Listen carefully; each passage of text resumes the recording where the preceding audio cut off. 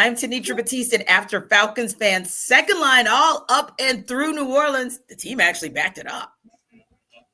I'm Aaron Freeman, and people keep asking me if the Atlanta Falcons are back. I'm thinking they're back. And I'm Jarvis Davis, and it's all about the D. Alford. Rise up, A-Town. It's the Falcons Squad. Everything Atlanta Falcons every week. Breaking down all the big hits and game-changing plays from the ATL. The way only the Locked On Podcast Network can. Straight from the ATL, the Falcons Squad Show starts now.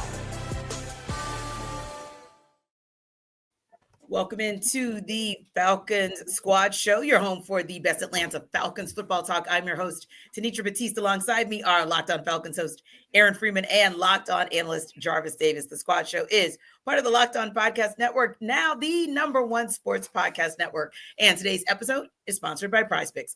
Download the PrizePicks app today and use code LOCKEDONNFL to get $50 in lineups after you play your first $5 lineup. So the Falcons offense returned to form today with some unlikely main characters in the movie. We'll download on that, and special teams is actually special again. We'll talk about it, and we'll give you guys our thoughts on that. And game balls are back. Why? Because the defense dominated on the way to getting back in the win column today. And Jarvis, it was really exciting to watch start to finish, because you saw, as you mentioned in pre-production, an offense that kind of got off to a slow start, but a defense that really settled in very quickly and kind of kept things going until the offense was able to catch up, even into that third quarter, where you think about just the third quarter, and at one point in the second half, the Saints had run 33 plays, but only netted 3 points off that. And when you look at the defense in its totality, what was different in the Falcons' ability to really shut down New Orleans' offense, their ability to score points despite New Orleans dominating in time of possession? I mean, the Falcons defense wasn't shucking around. I mean, when you look at it, right? Because here's the thing. When you look at what they were going up against, and Tyler Shough is one of those young quarterbacks where if his first read isn't there, he doesn't know what to do. And I think that there were times where he was able to move. They were able to move the football up and down the field. But you found that once you got into the red zone, and those windows get tighter, and you have to make some very good throws, and I don't think Shough is capable of doing that. So that's why you saw this defense, get some stops, and you started to see how that interior defensive line was starting to get after it. Brandon Dorlus, hey man, welcome to the party, baby. I love what I'm seeing from him. And then Ruka Rororo got involved as well, putting the quarterback on the ground. So those are some of the things that you like to see. And I feel like coming into this game, Jeff Ulbrich understood exactly what he was going up against, and he made a game plan accordingly. Yeah.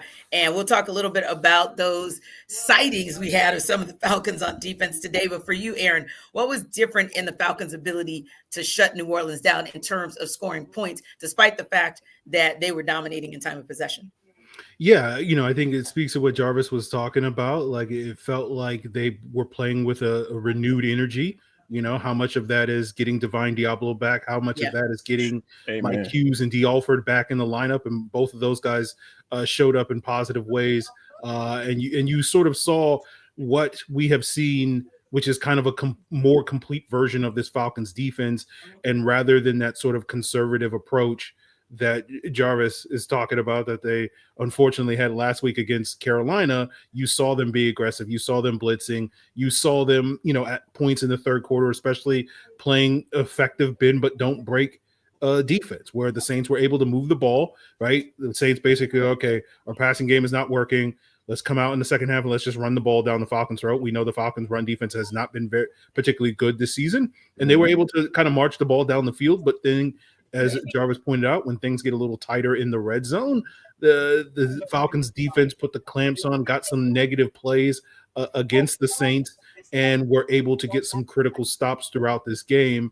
And we'll talk probably special teams later, but you couple that with some missed field goals, you couple that with some penalties. That intentional grounding penalty was certainly questionable on Taysom Hill, and certainly, the refs gave the Falcons a favor. And it's like, oh, thank you, refs. Appreciate you for giving us that intentional grounding. But like those are, it's just seemed like for the most part, everything that needed to break the Falcons' way in this game defensively broke in the Falcons' favor. And then everything that the Saints needed to kind of break their way offensively did not break in their way. And the Falcons, I think, were able to take advantage of that by playing that aggressive style of defense. Yeah, maybe things broke the Falcons' way because for once, Aaron, in the last 3, 4, 5 weeks, the inactive list of Falcons wasn't reading like the infirmary. I mean, especially when you think on the defensive side of the ball, you literally only had Josh Woods inactive, Elijah Garcia inactive, Khalid Kareem inactive. But more importantly, and Jarvis, that kind of brings me to my next point. It was who was active when we got that report yesterday, just finding out that Divine Diablo, albeit with his little cast and everything, but he would be back. And there was something about him being on that field that was very, very special for the Falcons, even if, initially it was maybe just having his presence back, but then you saw his ability to actually produce, right? Because you're looking at number of tackles, and you're looking at the fact that only D. Alford and Caden Ellis had more tackles on the day than Divine Diablo. Divine Diablo also with a tackle for loss, but he wasn't the only one we had a sighting of who was a very welcome return. There were a couple of guys, Jarvis, who had actually played in recent games, but we felt like maybe we just didn't see him play at the level we wanted to. You mentioned one of them already, Rook Ororo, also James Pierce Jr. But when you're looking at those guys, particularly in that linebacker core, and knowing that slowly but surely you're getting good things out of them and good things out of this team overall, how good was it for you to really see these guys either back and actually contributing? Yeah, it was a beautiful thing to watch, to see Agent Zero back out there, because one thing about him, he smothers guys when he tackles them because he's 6'4", that 225, he's running, he's coming downhill, and he diagnoses plays, and that's the thing that you like, right?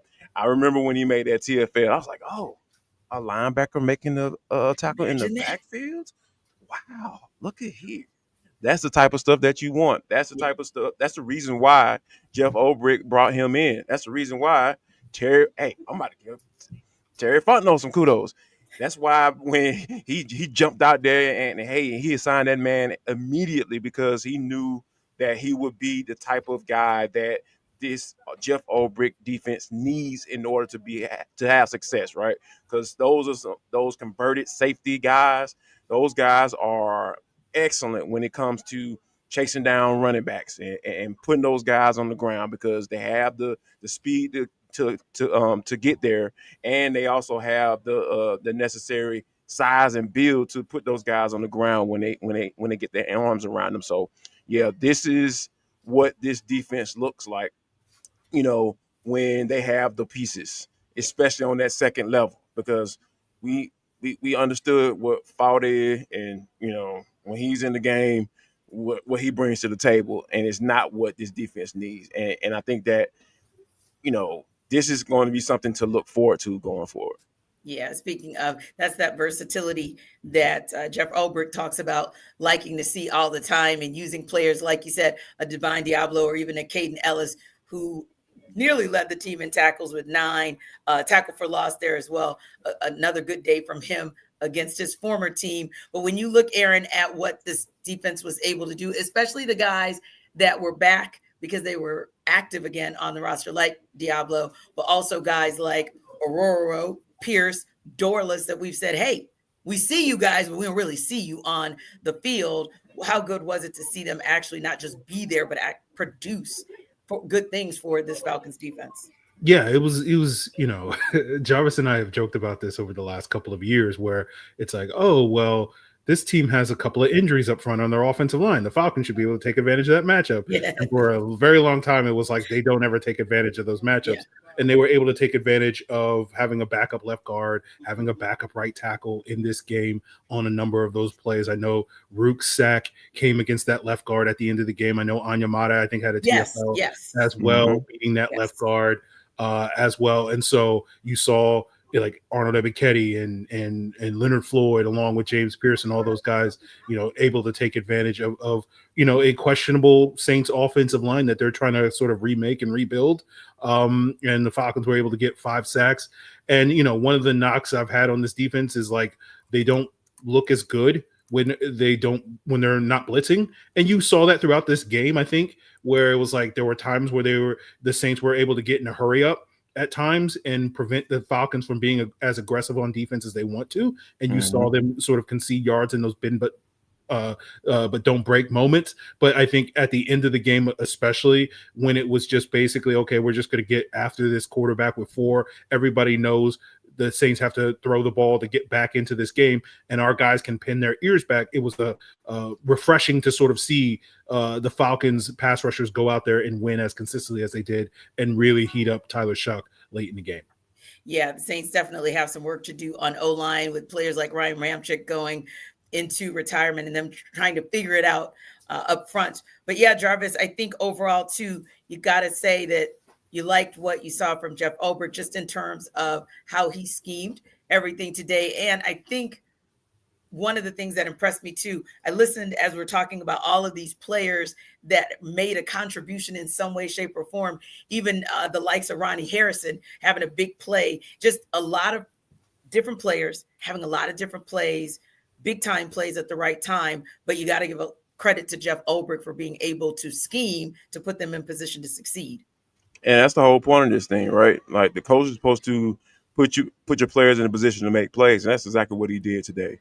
When you think about what a guy like a D Alford, with Billy Bowman going down, having that freak accident, and walk through whatever, so or having that Achilles injury. So when you think about, hey, calling on him again, to come in and, hey man, we need you. You need to come on, step in and do what you do. Those are the type of things that a defense coordinator really appreciates, the guys like that, right? Well, of course, James Pierce getting home, that's dope to watch. Of course, you have Jalen Walker getting home, that's I love to watch that. And you have those young guys producing for you. But when you have a veteran guy you can make a good case for him, saying, hey, man, I've been a contributor to this team and I should be starting. But, hey, that young pup came in, took your spot, but you didn't cry about it. You just hopped in when that corner opposite of A.J. Terrell, Mike Hughes, went down. And you stepping in for at the nickel spot that you played, and you've been productive. So when you think about having all of those guys coming in and making plays for you, you have to say that this is a well-coached unit because they're getting the job done, and to give up 3 points to your rival, your division rival, man, what can you complain about?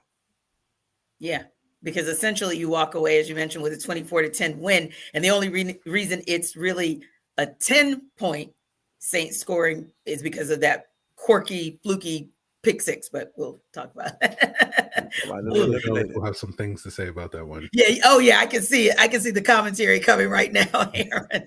But good. Speaking of commentary, good stuff on Jeff Ulbrich today, because once again, we have said from the beginning of the season that way more often than not, he puts players in position for the opportunity to succeed. And we saw it again today, even down to, and, I don't think I realized this until today when we saw what Xavier Watts was able to do. I thought, oh, wow, I didn't realize he hadn't found his way to an interception. Until since what week until 2? I think it had been since September.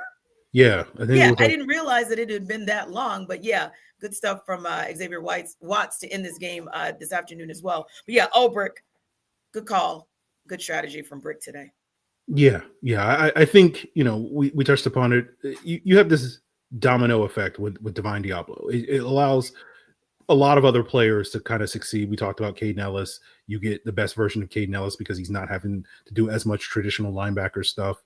You have better coverage on the back end, so that gives your pass rushers up front more time to get home at the quarterback. And, you have a guy that can cover running backs and tight ends basically I looked at the stat, The Falcons were number 1 in the NFL when Deablo was healthy in terms of giving up the fewest yards, receiving yards to running backs and tight ends, and they were number 31 in the NFL for the 5 games that Deablo was out of the lineup. And so if Alvin Kamara obviously exited the game pretty early, but when you're able to basically know, like, okay, well, if we can just keep Chris Olave in check on the outside at the cornerback position, they don't really have anybody else that's going to be able to beat us on a consistent level. And that allows your safeties to be more aggressive. And you saw Jesse Bates, you saw Xavier Watts, both of those guys. Watts wound up with an interception to seal it at the end, but had an opportunity to get another interception early in the game. Jesse Bates also had opportunities to get it. And again, it just speaks to when you have that sort of keystone piece in the middle of your defense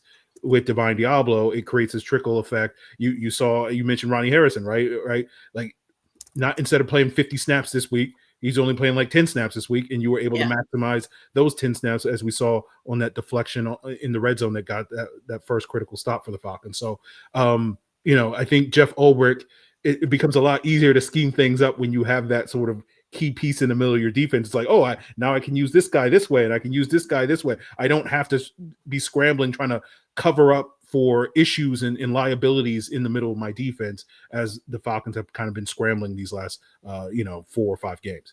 Yeah, free good stuff. And also, Jarvis, in your words, another thing that's dope to watch, the Falcons holding the Saints to 79 yards on 28 carries, averaging just 2.8 yards a carry, because we hear about their much maligned run defense, but also no explosives in the receiving game for the Saints today. But another unit that woke up, because we talk about all 3 phases, the offense guys woke up today. We'll talk about that when we take it under further review.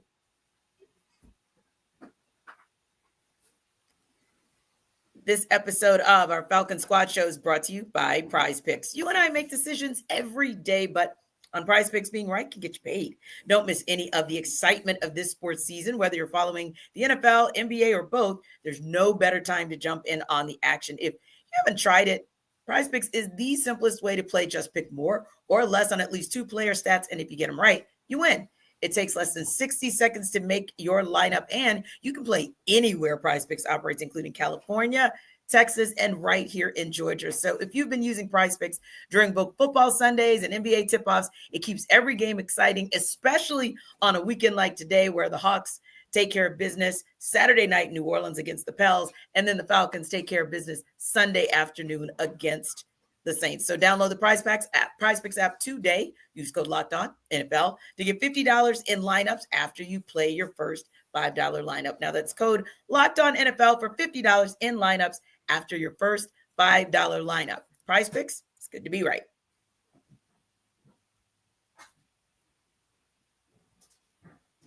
Hey, Free, I had some sightings of some things that I don't think any of us have seen in a month of Sundays. Like, I don't know, 13 personnel. That seemed to be the order of the day for one Zach Robinson, and we'll talk a little bit later about how he strategized this game. But really what I loved is this. Whenever the Falcons get into the red zone or they sniff the red zone, sometimes it gets to be a really scary thing, because the thought is either they get 7 or they get nothing, because, of course, there were challenges in the kicking game. But here was a cool stat about what the Falcons did today and what they've actually been low-key doing for a while now, and that's getting a touchdown on 11 straight streaks of being in the red zone for the Falcons, with that first touchdown thanks to the pass to Kirk Cousins' BFF, his favorite target, David Sills. But for you guys, looking at what this offense was able to do, Aaron, starting with you, what was most impressive? Yeah, it was refreshing to see an adjustment with the offense, and with like. The version of the Falcons offense that they ran today was kind of the version of the Falcons offense I thought we were going to get going into last year, which is a lot of 2 tight end sets or multiple tight end sets with Pitts and Warner being featured, under center, play action, all the things that Kirk had done throughout his NFL career. And then we got what we got, and it was just like, okay. And it worked for half a season. And so it was just kind of like, okay, they're making it work somehow. And then obviously, I don't need to rehash to all the listeners the drama and the roller coaster that the Falcons offense has been on basically since the last time they played in New Orleans last year. But like seeing this version of the offense and seeing it run efficiently was kind of the big surprise of today, where it was just like, oh, like you guys had this in your back pocket the whole time. Like, where was this for the last year and a half? You know, 5 weeks, but like it was nice to sort of see the Falcons basically similar to what we're talking about on defense, kind of do what they wanted to do. It wasn't an issue where like you don't look at this game and you go like, oh man, the Falcons were dominant on offense. But it was just kind of like, here's what we want to do. We want to run the football. We want to dial up play action, and we want to get a couple of shots down the field. And they were able to check all of those boxes. And so even though it wasn't like, oh man, they could have easily scored like 45 points or anything like that, it was just like they were efficient, they were effective, they did exactly what they wanted to do. They drew it up and they executed it. And this is refreshing to see this from the Atlanta Falcons, because we just really haven't seen them perform that style of offense where they're executing what they're drawing up consistently like we did today. Yeah, and you're right, Free, because everything wasn't perfect. We still saw a lack of third down efficiency when we're talking about you going 3 of 12. That's still a challenge that they're going to have to address. But on the same token, you did see them get back to some nice balance on the offensive side of the ball, being able to see them go for 55 plays and see 23 passing attempts and then see about 29 or so rushing attempts. I think that was one of the impressive things, Jarvis, because you like to see the variety. I think the word that we've been hearing the last couple of weeks about this offense was vanilla. And it was nice to see them get back to variety. And it paid off because unlike, the Saints, where we juxtapose them having an average of about 2.8 yards per carry, you saw the Falcons able to get about 4.2 yards a carry. So I like that Free called out the efficiency there for 121 yards on 29 carries. And then in the receiving game, nearly 200 yards and several explosive plays. Whereas you look on the Saints side of the ball, I know that's on defense, but not a lot of explosive plays on there. And so again, wasn't a perfect game on offense, but you definitely saw some things that you hadn't seen in a while that you knew this offense was capable of, even in the absence of a Drake London or, of course, a Michael Penix Jr. The word that I would use for this particular offense and how they played today will be it flowed. Flowed. Yes. Well, that's 2 words. Flowed. It flowed. Yeah, y'all know what I'm talking about. And because just on that a touchdown pass to Darnell Mooney specifically, you think about what formation they were in. They were in 13 personnel, if I remember correctly. And then you held the safety, right? And you were able to draw that safety. That safety was like, oh, they might actually run the ball. I believe that. And they like, nope, let me go up top, and pull that bad boy out of the stomach. And then Kirk made a doggone throw. He made the throw. It was a nice throw. He put it right where it needed to be. He didn't overthrow him, and he put it on him and threw it on the line to him, and all you saw was that safety turn around like, hey man, that's all on you, bro. That's if you don't make a play on it, hey, we beat. So when you think about it from that aspect, just the flow of the game, you having some success with the run game, so they have to respect that on both levels, right? On that second and third level, on the back end of the defense. And you're able to make a throw when you get that one-on-one coverage, because that's what you want to do in this league. And Darnell Mooney is that for this offense. That's what we expected him to do coming into the season. Obviously with the injuries and he and Michael Penix not being able to connect for whatever reason. Yeah. I think that, to see how it played out today, and it just helps you understand, like, okay, this is what this offense is supposed to look like. So, and you have to give them kudos for it. Yeah, you do. And Aaron, listen, we go hard in the paint when we need to, when we need to get on Kirk Cousins and when we need to get on Michael Penix Jr., but we have no problem giving them the flowers as their flowers as well. And just seeing a lot of reading the comments, because of course it was like therapy Sunday up in here last week and again Monday. So we want to talk about the good things when we have an opportunity to do so. Kirk Cousins, of course, throwing for his 290th touchdown in this game, which tied Johnny Unitas at 290 career touchdowns, for 17th in the history of the NFL for touchdown passes, and a nice solid game from Kirk Cousins. When you think about the fact that, hey, Kirk Cousins didn't even throw for 200 yards, didn't matter, because he still went 16 of 23 for 199 yards, a couple touchdowns, and kind of a wonky pick that, of course, ended up in a pick six. But at this point in the season, and knowing that you just needed to get a win, didn't matter if it was an ugly win or if it was efficient or not, just get a win. I think Kirk Cousins understood that part of the assignment. Yeah, you mentioned it, T. Like, this offense was terrible for when Kirk was in the lineup for the 18 series that he had prior to today. They were basically, if you just like looked at the numbers, they were the worst offense in the NFL when Kirk was in the lineup, based off of how often they scored in that point. And so, for myself, I was just like, well, this is what the offense is going to be the rest of the season. We're going to have the worst offense in the league, so it's really on the defense to kind of carry the day.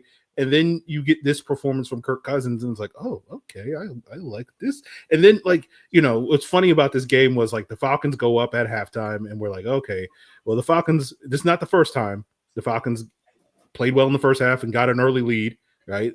That's been a consistent through line these last couple of losses. And he's like, oh, here comes the third quarter where the woes come.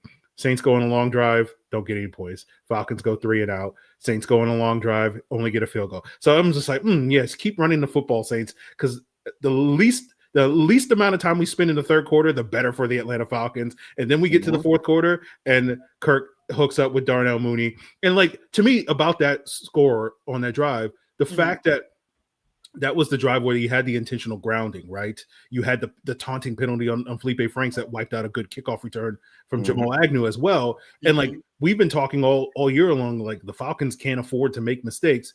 And then Bijan on a 2nd and 24 just takes a simple screen, and the Falcons haven't been able to execute a screen to Bijan in like a month. And it's just like, Bijan's like, okay, I'm going to put the cape on.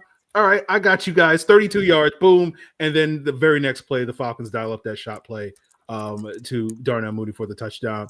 And it's just like, this is so beautiful to see. Like, I've never seen this from the Atlanta Falcons all year long. So it's just like, it's a wonderful thing to see, even if it's, 12 weeks too late in a lot of people's eyes. But hey, at least we got a little taste of this. So maybe we just get a little taste of Kirk Vimber before this month is out at this point in time. So kudos to you, Kirk. I did like that. It's not Kirk Vimber. It is Kirkington. This is Kirkington right here.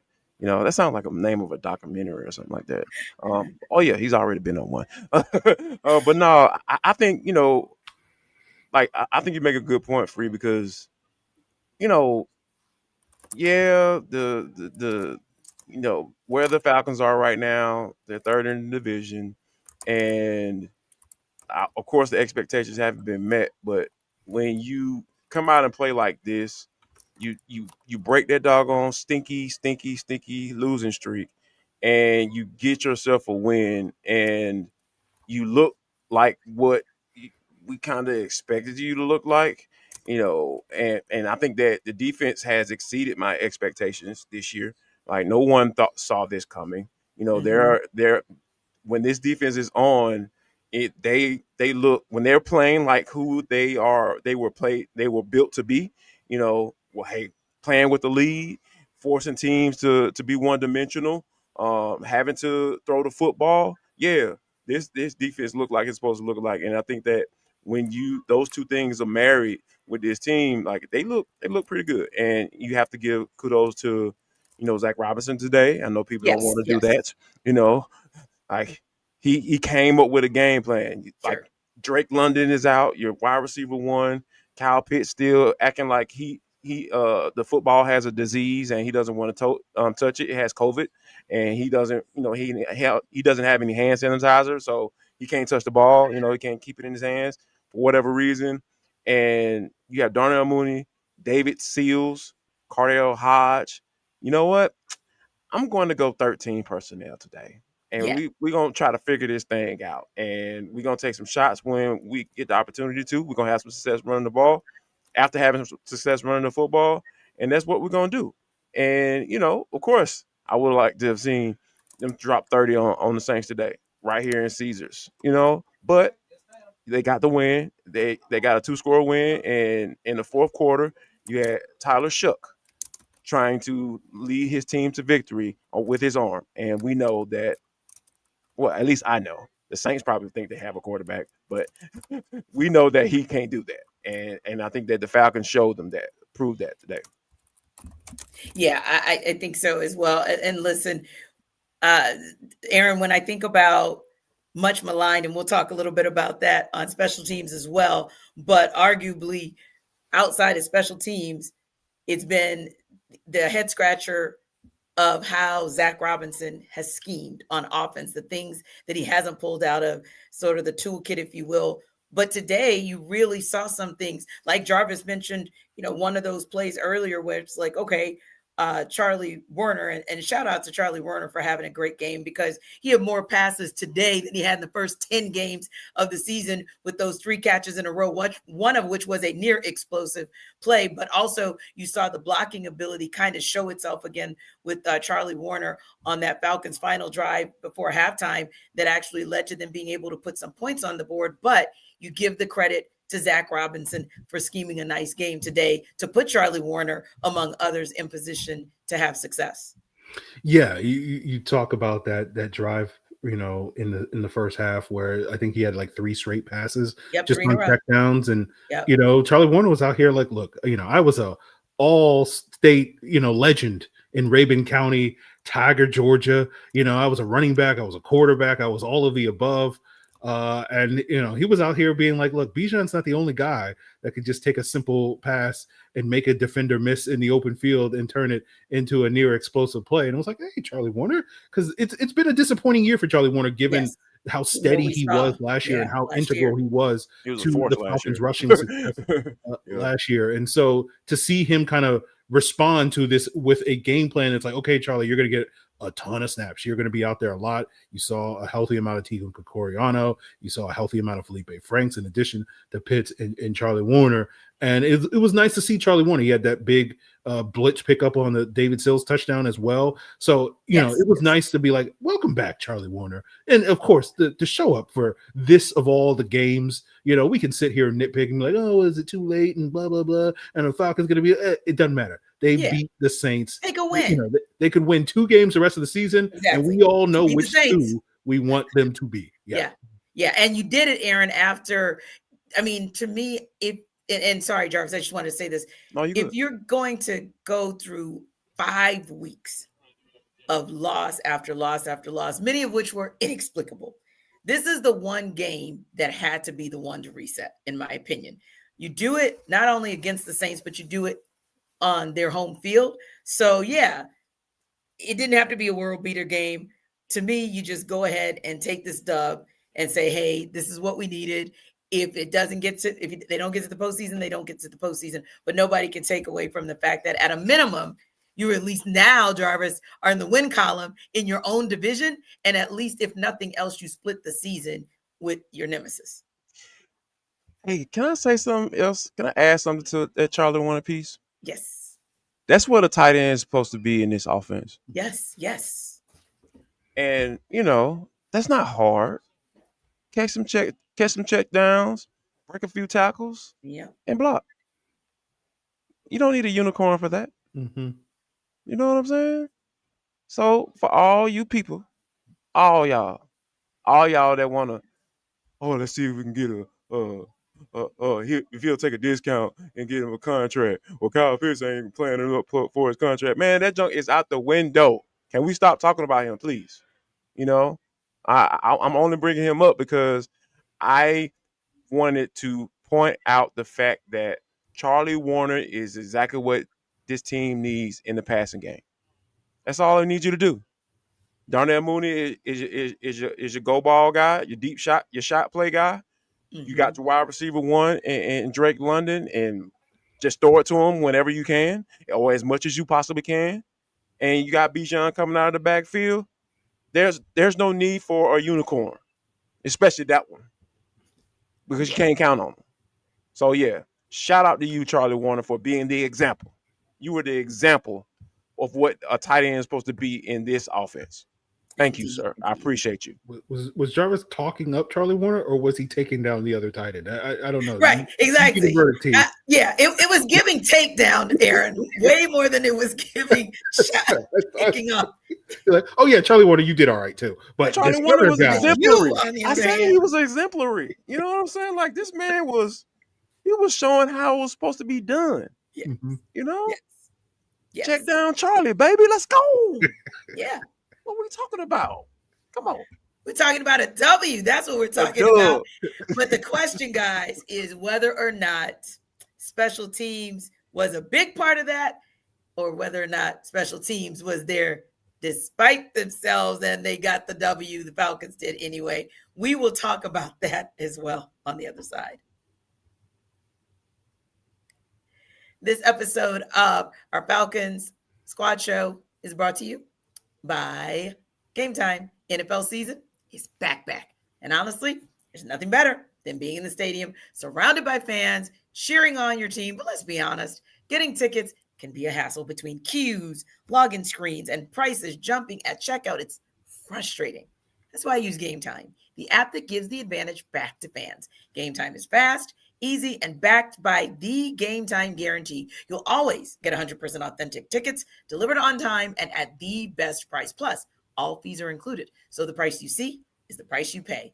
Now, you can pull up Game Time, and in just a couple taps, you can see amazing deals. I'm talking about your favorite NFL games as low as $100, or if you're like me, able to take advantage of some really cool seats for a college football game recently. And the app makes it super simple, so you can see the exact view from your seat before buying. And of course, zone deals. You pick the section, Game Time picks the seats, and you save big. So download the Game Time app, create an account, and use code LOCKEDONNFL for $20 off your first purchase. Now, terms do apply, but again, that's promo code LOCKEDONNFL for $20 off. Swipe, tap, ticket, and go. Download Game Time today.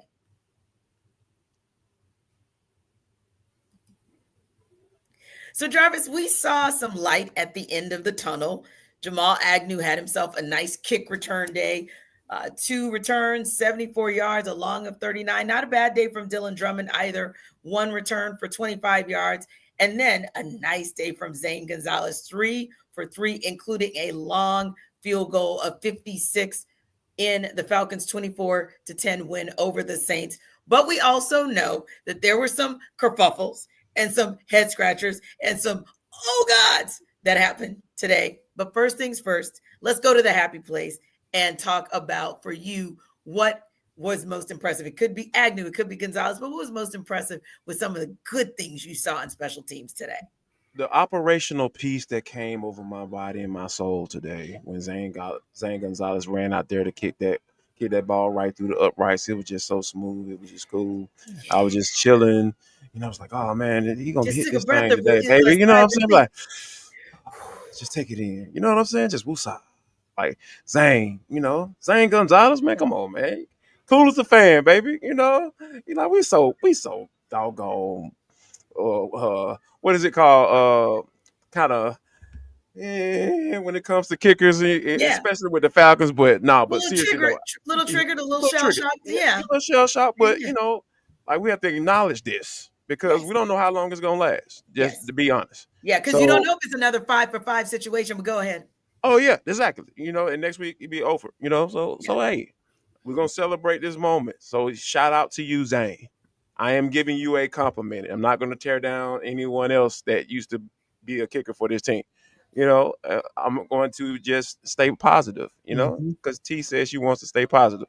So yeah, Zane Gonzalez gave me that feeling that okay, so we at least don't have to worry about that anymore. Yeah. Aaron, for you, when you look at the good of what you saw in special teams today, who impressed you the most?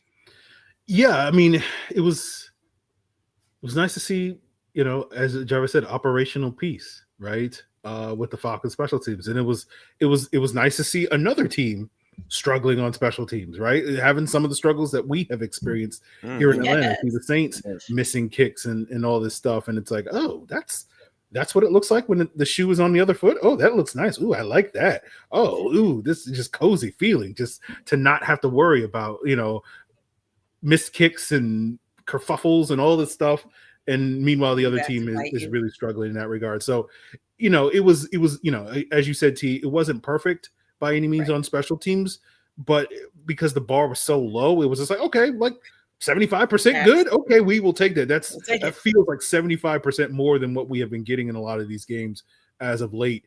And so like that's what, and it's like if they can continue to build to this, are we going to see that good special teams that we thought we were growing accustomed to, that we haven't consistently seen over the last 2 seasons?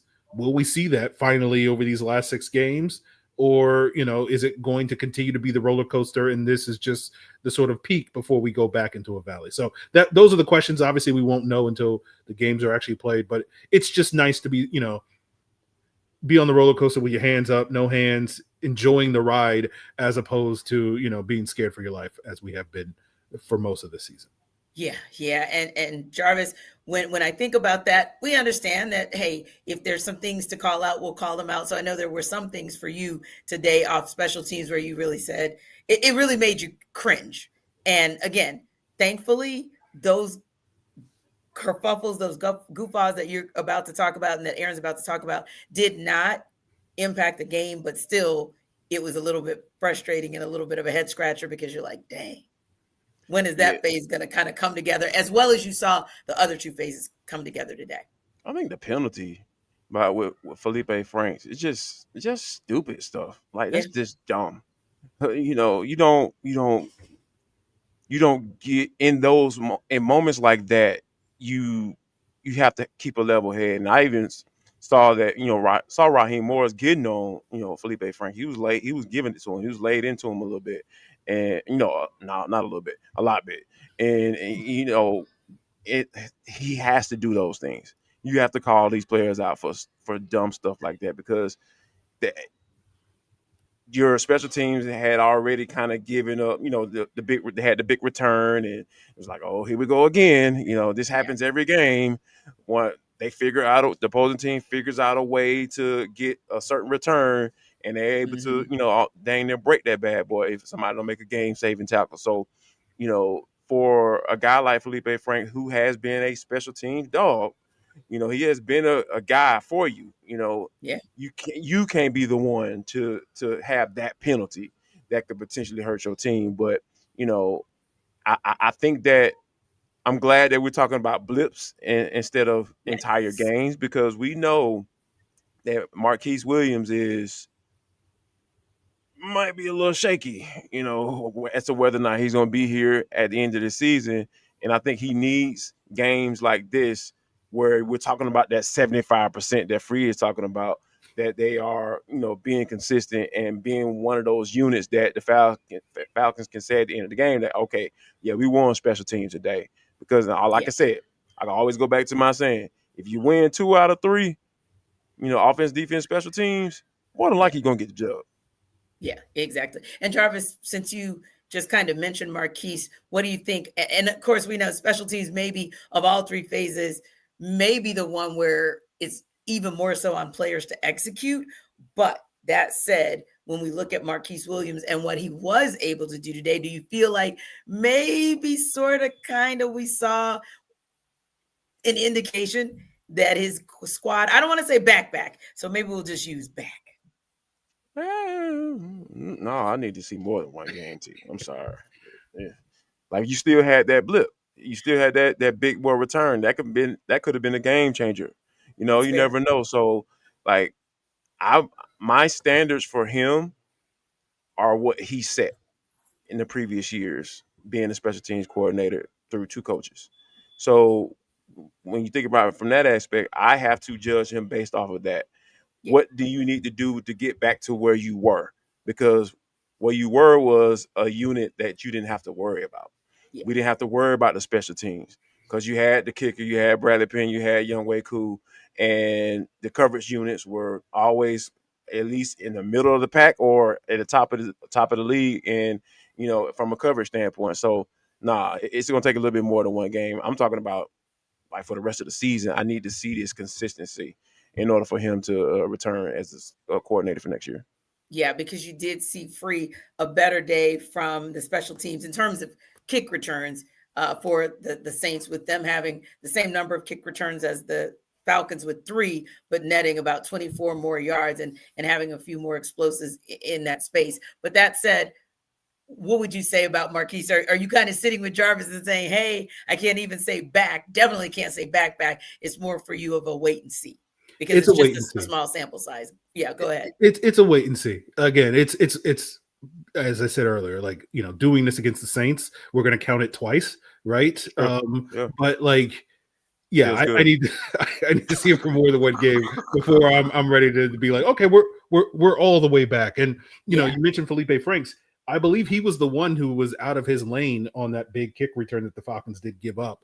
And so tough day for Felipe at the office. We need him to lock in, because as Jarvis pointed out a couple weeks ago, he and Mike Ford and some of these other guys are really here because of their special teams value, not because of what they're bringing to the table. I know Felipe had that critical quarterback sneak in this game. And of course, the Falcons wouldn't have won the game without that critical quarterback sneak. But besides that, Felipe, it's like, if you're not doing your job, then why are you here? Because if you're not doing it on special teams, you ain't doing one job. Right. So, I think overall still need to see more, but certainly when you have this type of performance from that unit against this team, the Saints, it feels, worth more than a normal game. Yeah. And remind me, guys, what was that play where, like you said, there were just enough plays on the Falcons side of the ball, special teams wise, to kind of offset some of those goof-offs. I think it was Mike Ford Jr., I want to say, I can't remember which quarter it was, but he had himself like this nice little play. And it's like, hey, all you need to do is replicate that. You just need to see more of that from more players. And then, like you guys said, maybe we can talk about special teams being back. But it is back. Game balls, and we're going to give them away on the other side.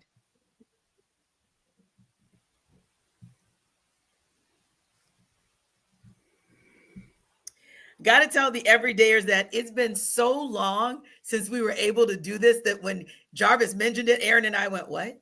Do what? Give away what? What that? What that? Exactly. You should have heard them. They said, what that? We were literally sitting here like, what language is Jarvis speaking?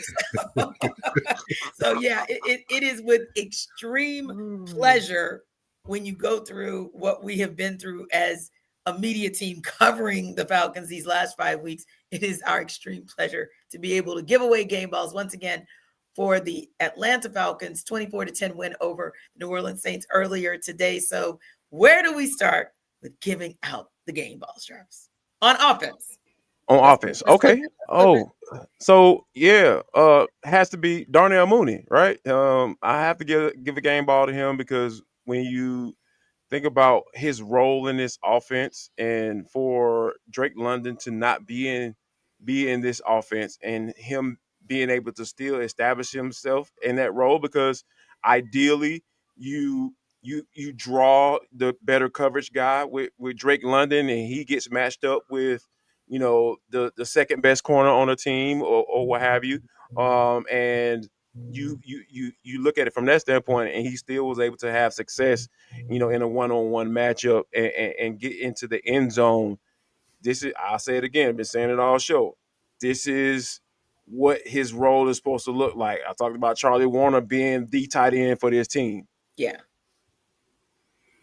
And I'm talking the free. Why you laughing at me, dog?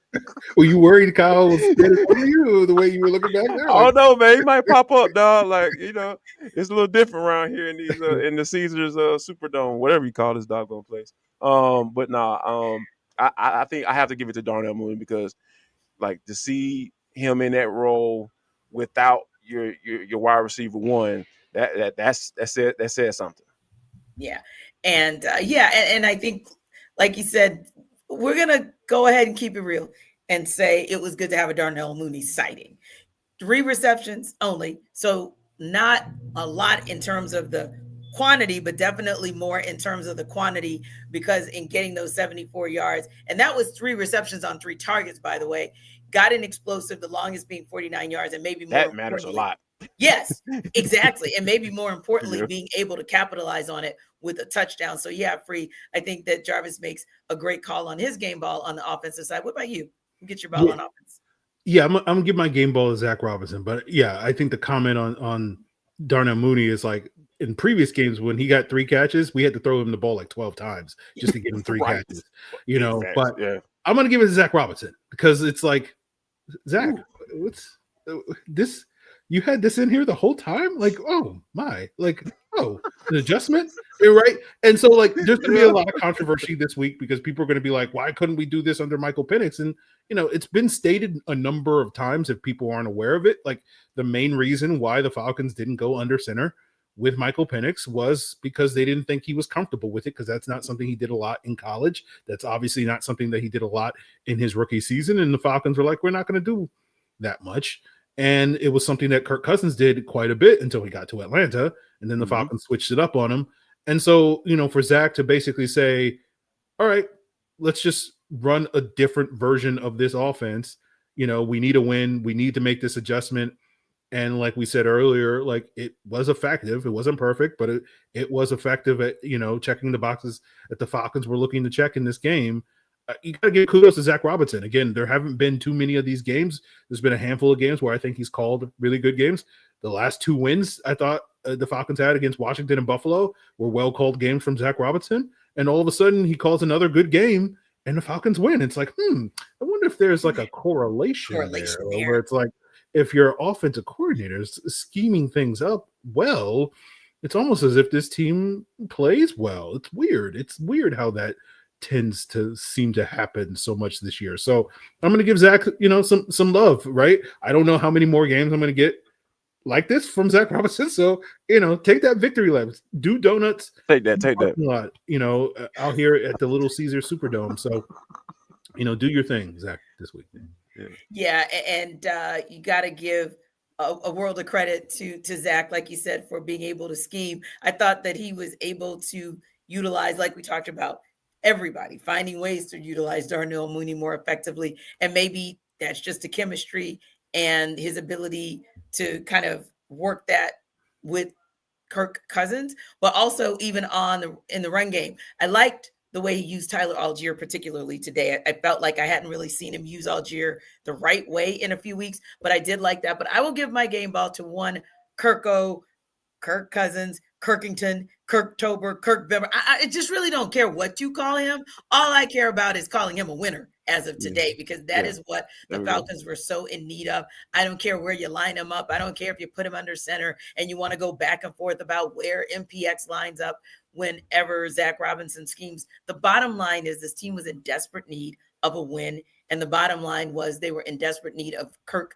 Cousins doing his part to get him there, because he's who we're going to see for the rest of the season. And I think for fans and even for us who cover them on a weekly basis, to buy into the possibility of at least ending the season on a high note, I'm not talking about a postseason high note, just a high note period that shows us that what this team is capable of. For me, that was important for Kirk to be a part of setting the tone today. What about on the defensive side, Jarvis? Who gets the game ball? Yes. This is what I've been waiting on, T. My game ball goes to Mr. Brandon Dorlus, who is now the leader in sacks on this team with 4.5. And he's the leader in TFLs as well, tackles for loss, with 8. So yeah, I have to give it to Brandon Dorlus. He's a guy that I feel like they're coming into the season, he had a really good training camp, and he's been capitalizing off of it. Not like your boy Casey Washington Free. I know, what I'm saying. I know you've been Training trying camp, to root her. Yeah, huh? Training camp superstar. Casey Training Washington. camp superstar. Brandon Doyles was a training camp superstar in my eye, and you starting to see the results come with that. And I think that when you have a guy who essentially redshirted and from a draft that you got no contributions from outside of your starting quarterback for 3 games, for him to have the season that he's having right now, I have to give him kudos. Shout out to him.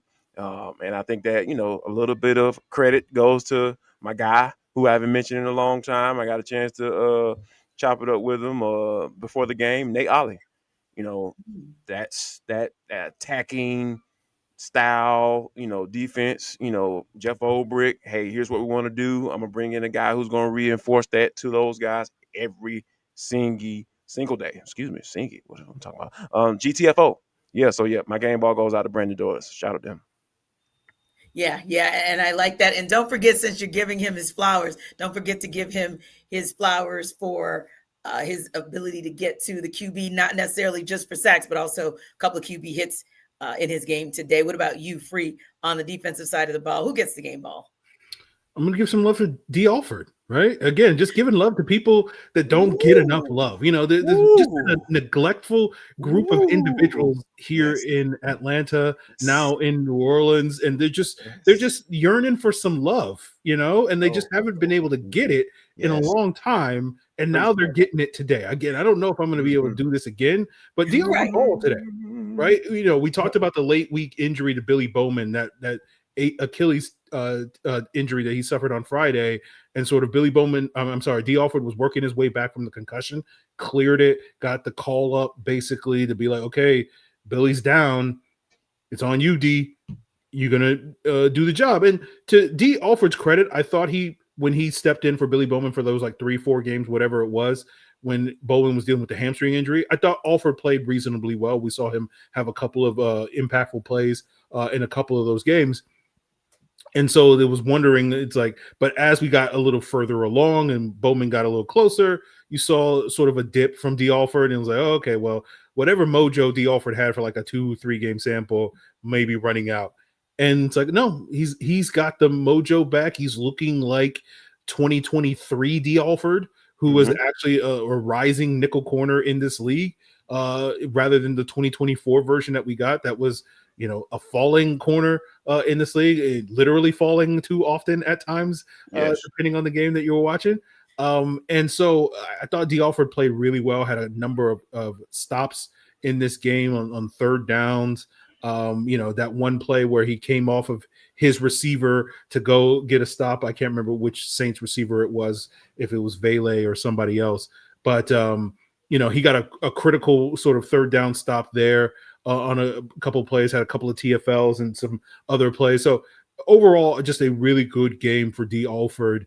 And if we can get this version of D. Alford, for the rest of the season, again, huge, devastating injury to Billy Bowman, but it does feel like, at least this secondary can maybe, at least at this one spot, kind of tread water for these next 6 games at that nickel cornerback spot if D. Alford can continue playing like this. Yeah, and I would say I was going to actually choose D. Alford as my guy to get a game ball, but I figure I'll throw a little something in there anytime we can hear the name David Onyemata in his old stomping grounds, and he has any type of contribution up front. I think that he, along with the D-line, had a solid day as well. And Jarvis, special teams, game balls. Wow. Oh, yeah. Zane Gonzalez, baby. Smooth, baby. Smooth. Operational piece. That's his new middle name right now. Oh no, hold on. Hold on. Let me take a step back. I'm not gonna get too excited.